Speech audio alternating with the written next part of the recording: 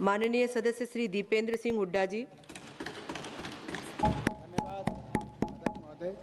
इससे पहले कि मैं सप्लीमेंट्री डिमांड्स पर के विषयों पर कुछ अपनी बात रखूं, उससे पहले अर्थव्यवस्था की मौजूदा हालात पर मैं कुछ कहना चाहूँगा।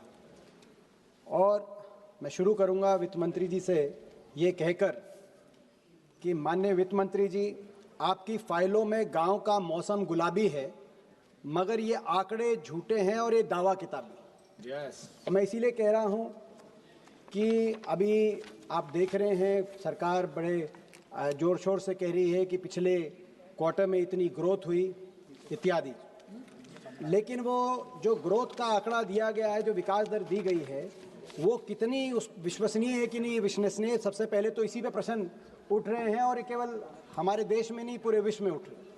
IMF ने सरकार की अकाउंटिंग को C ग्रेड देने का कार्य किया है मात्र 15 दिन पहले। तो यानी कि IMF प्रश्न चिन्ह उठा रहा है कि सरकार कैसे अकाउंटिंग करके ये ग्रोथ रेट, विकास दर देश के सामने रख रही।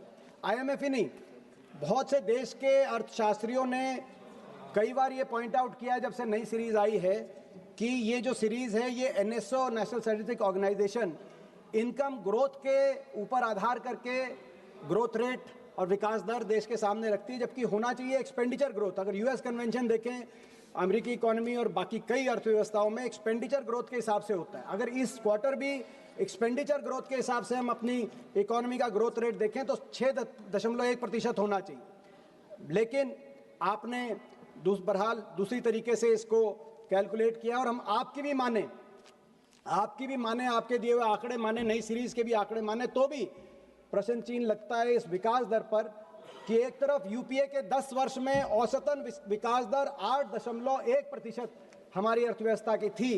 आपके दिए गए आंकड़ों के अनुसार भी आपके इन 11 वर्षों में वो औसत दर घटकर 5.75% तक पहुंची है। तो क्या ये इतनी क्या हर्ष और उल्लास की बात है कि नहीं है? रिकॉर्ड